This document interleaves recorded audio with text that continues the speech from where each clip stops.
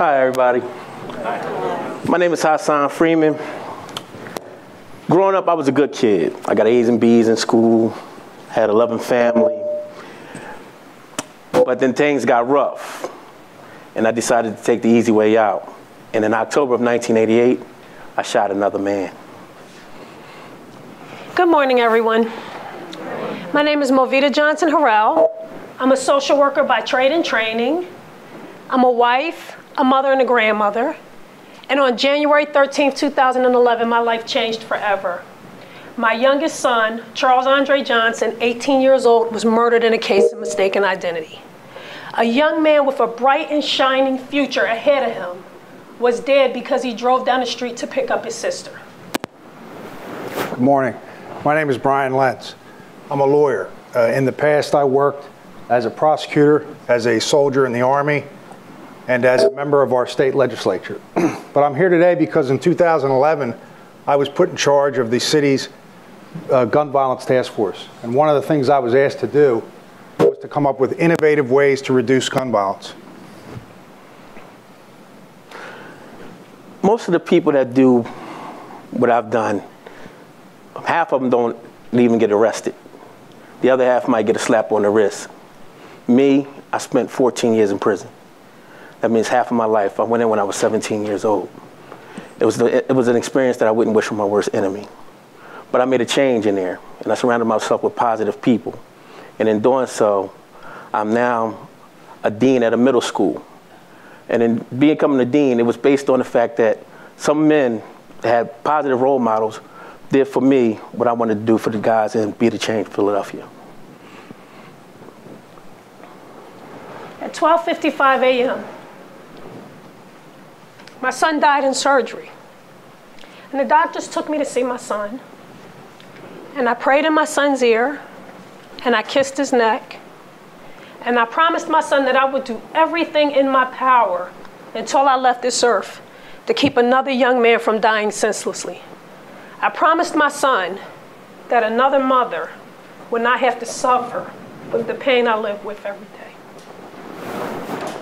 When I was at the task force, I was given a book called Don't Shoot by David Kennedy.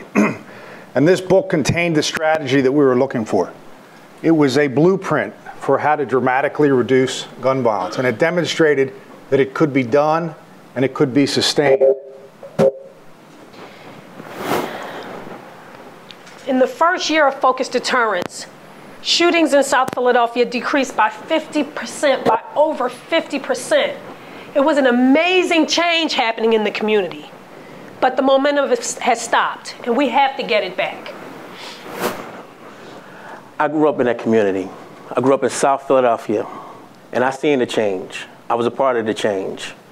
Blocks that hadn't had block parties in decades started having block parties. I started allowing my children to be able to go outside and play. We started having jazz festivals. So the change was, you could see the change. It was working. As I said before, it was almost instant, the change that focused deterrence had brought to South Philadelphia. These young men had begun to change their lives almost immediately. They began to put down the guns, they stopped shooting each other, and it had become a safer place. Focused deterrence is a remarkable strategy, as detailed in David Kennedy's book, Don't Shoot.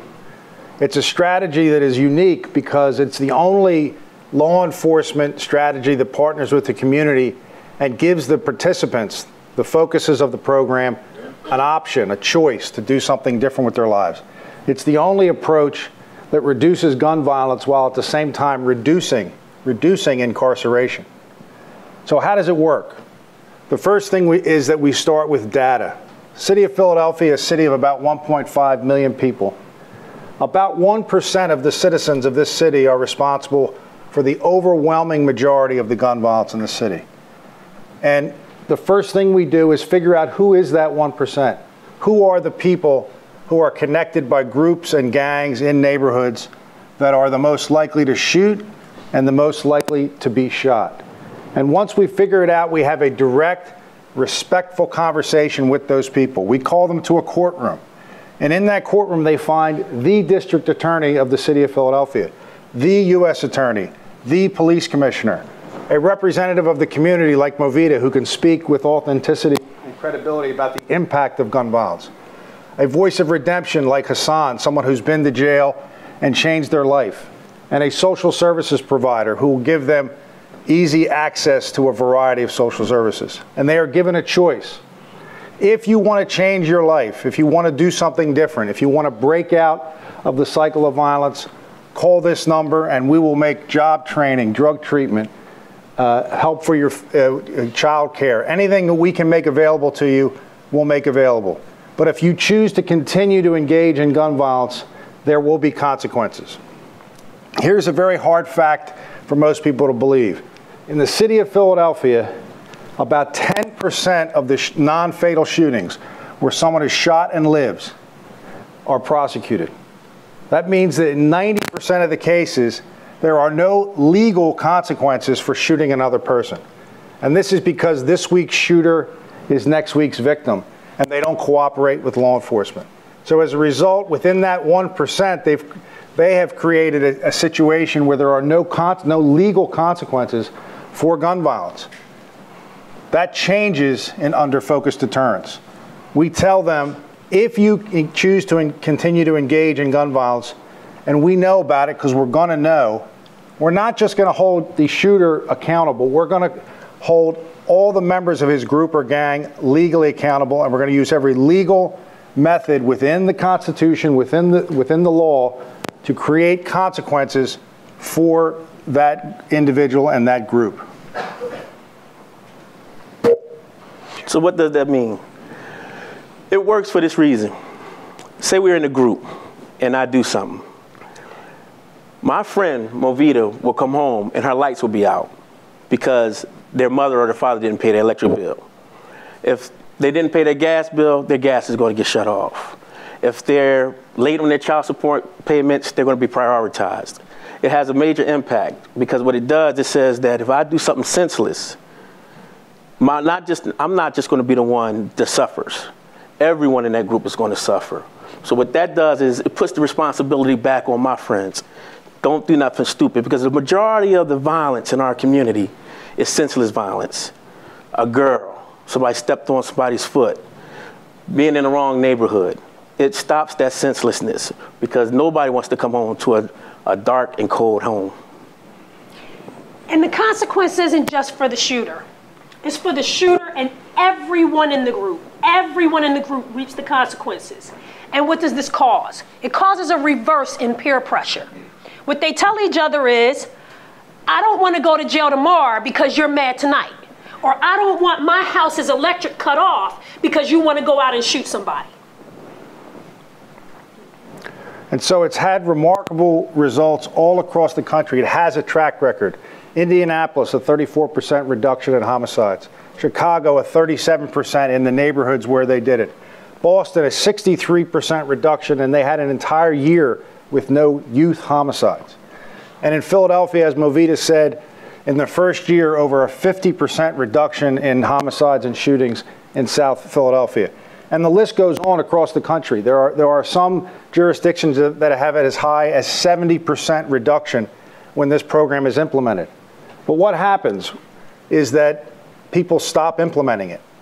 Administration change, police commissioners change, politics gets involved, and the effort dissipates and goes away, and the violence goes back up and the lives continue to be lost.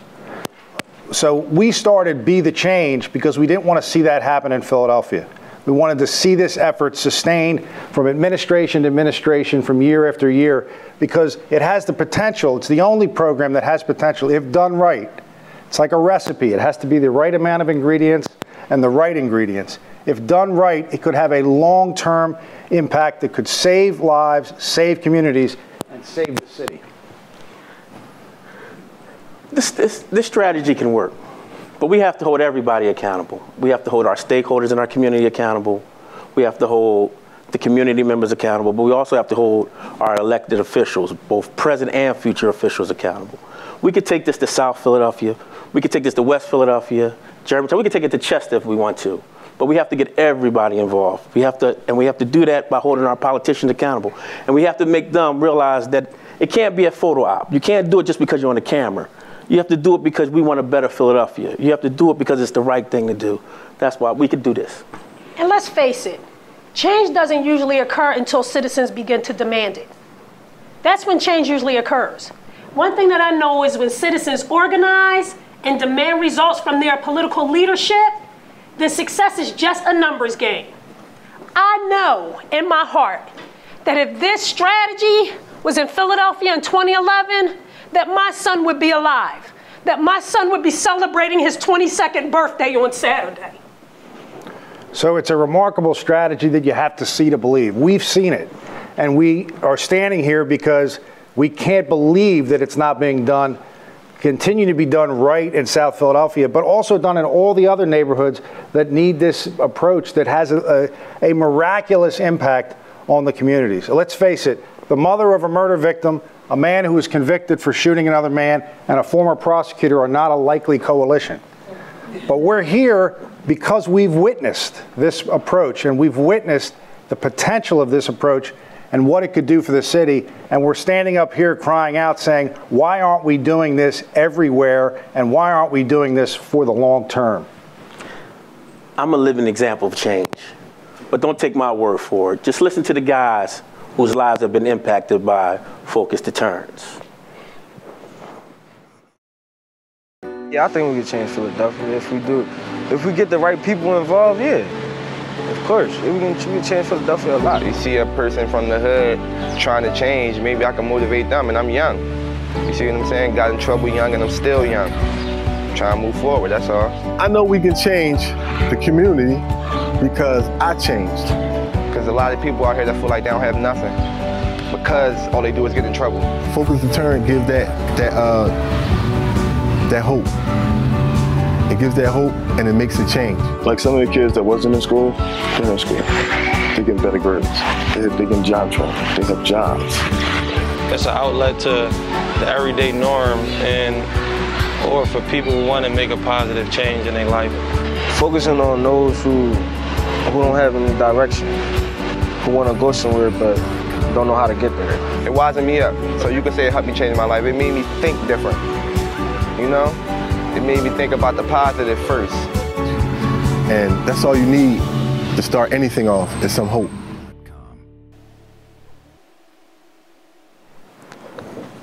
Thank you.